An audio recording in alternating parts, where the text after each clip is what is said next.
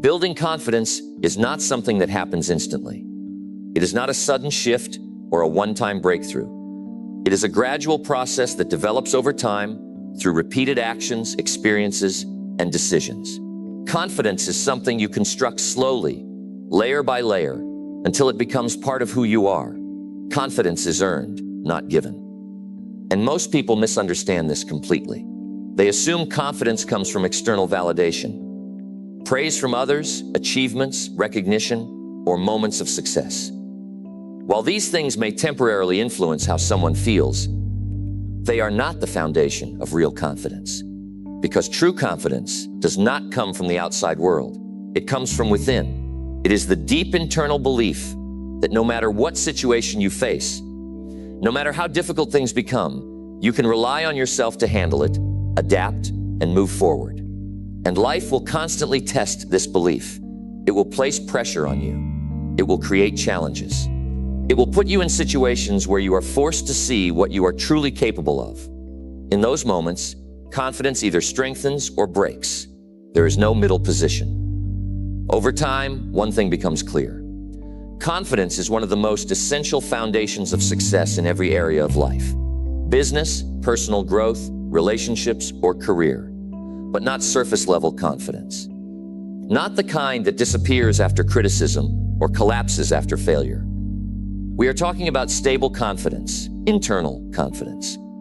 The kind that remains steady even when circumstances are uncertain or difficult. So the question becomes, how is this type of confidence built? The answer lies in 5 core principles. 1. Master small disciplines. Confidence does not come from occasional big achievements.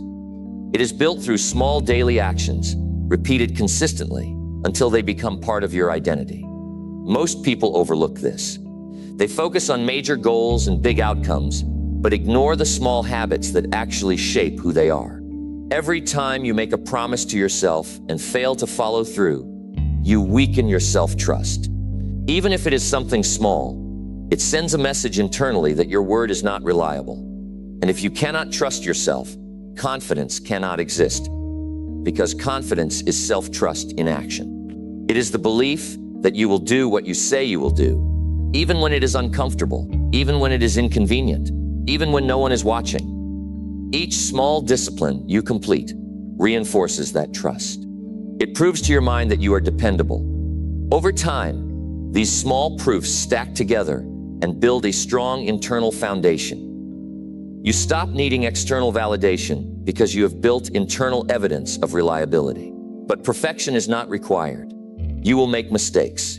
You will miss days. You will break routines at times. What matters is recovery. Do not allow a small failure to become a pattern. The longer you stay off track, the more you reinforce doubt. But the faster you return to discipline, the faster you restore confidence. So the real question is simple. Do you actually keep the small commitments you make to yourself? Because confidence is not built through rare big actions. It is built through consistent small behavior repeated daily. Start with one simple discipline, one small commitment, and repeat it every day without fail. That is how confidence is formed, gradually, quietly, and permanently. 2. Face fear instead of avoiding it. Fear is one of the strongest barriers to confidence, not because it exists, but because people allow it to control their decisions. When fear is avoided, it grows stronger. It begins to shape behavior, influence decisions, and limit potential. But confidence develops in the opposite direction. Confidence is not the absence of fear. It is action despite fear. Every time you face something uncomfortable, you regain control. You prove that fear does not decide your direction. You do. This does not require extreme action at the beginning. You do not need to face your biggest fear immediately. What matters is building the habit of moving toward discomfort instead of away from it. So the question becomes, what are you avoiding right now because it feels uncomfortable? A conversation, a decision, a responsibility, a goal. Whatever it is, thinking about it is not enough. Progress only happens through action. Even a small step toward fear changes your internal relationship with it, because fear loses power when you move through it instead of running from it. And over time, something shifts. What once felt overwhelming becomes manageable. What once felt intimidating becomes normal. What once controlled your behavior loses its influence. That is how confidence begins to grow through fear, not by eliminating it, but by facing it repeatedly until it no longer controls you. 3. Invest in self-education. Confidence is directly connected to how capable you feel. And capability comes from knowledge that is understood and applied. When people feel uncertain about themselves, it is often because they do not feel prepared. They do not believe they have the skills or understanding needed to handle what is in front of them. That lack of preparation creates hesitation, and hesitation destroys confidence. Self-education removes that hesitation because knowledge creates clarity, and clarity creates confidence. But only when knowledge is applied in real situations. Learning by itself is not enough.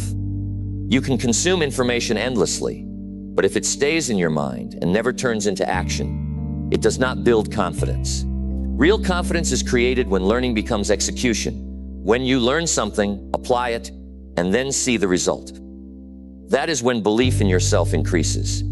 Self-education is not limited to formal education. It comes from books, mentors, experience, observation, and constant curiosity about improvement.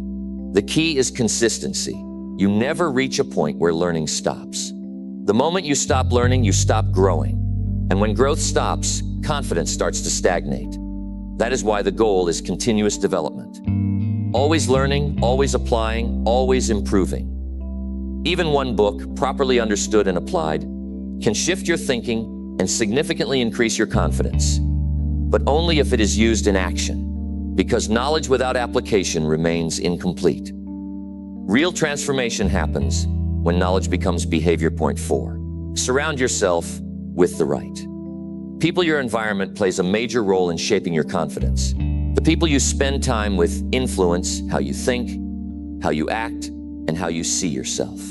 If you are surrounded by negativity, doubt, and criticism, it slowly affects your mindset. Even strong individuals begin to absorb the energy around them over time. But if you are surrounded by people who are driven, positive, and focused on growth, your confidence naturally increases.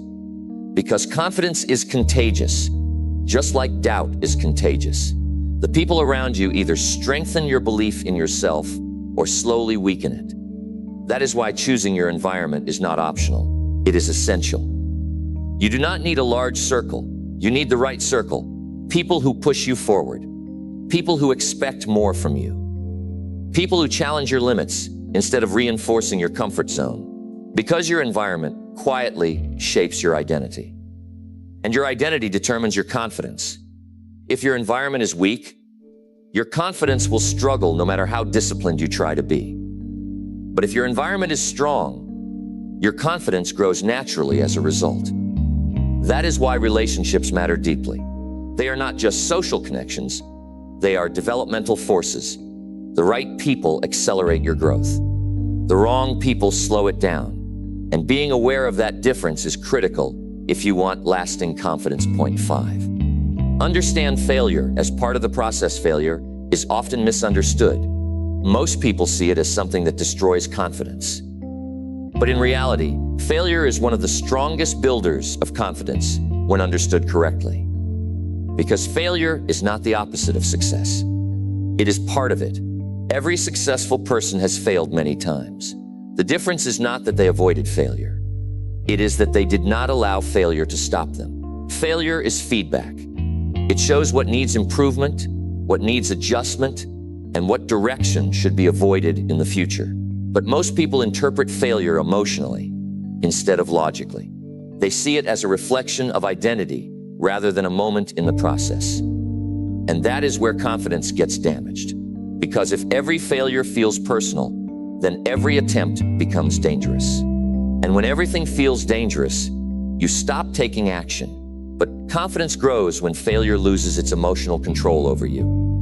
When you understand that failure is simply information, not identity, your behavior changes. You take more action. You take more risks. You stop overthinking outcomes. And through experience, confidence naturally increases. Because experience is the real foundation of confidence, Just like learning any skill, failure is part of improvement. You try, you fail, you adjust, you improve. Nobody becomes skilled without mistakes. But those mistakes are not identity. They are progress. And over time, something important happens. Fear of failure starts losing its control. And when fear loses control, confidence grows stronger. Because you begin to trust yourself not only when things go right, but also when things go wrong. And that is the real foundation of unshakable confidence. Confidence is not built in a straight line. It is not something you achieve once and then keep forever without effort. It is a continuous process that requires maintenance, awareness, and discipline. What most people miss is this: confidence is not a destination. It is a result of how you live every day. It is built through actions, reinforced through repetition, and strengthened through experience. And if those actions stop, confidence slowly weakens. That is why all 5 principles matter together. They are not separate ideas. They are connected systems that reinforce each other. Small disciplines build trust in yourself. Facing fear builds courage and resilience. Self-education builds capability and clarity. The right environment builds reinforcement and stability. And understanding failure builds emotional strength and persistence. When all of these work together, confidence becomes stable, not dependent on mood, not dependent on outcomes, not dependent on external approval, but rooted internally. And that is the difference between temporary confidence and lasting confidence. Temporary confidence comes from success, from validation, from external results. But it disappears when things go wrong. Lasting confidence comes from process, from discipline, from consistency in how you live and respond to life. That is why real confidence feels different. It is calm. It is steady. It does not fluctuate with every challenge or setback because it is built on self-trust, not external circumstances. At its core, confidence is simple. It is the belief that you can handle what comes next. Not because everything will go perfectly, but because you trust your ability to respond, adjust, and continue moving forward no matter what happens.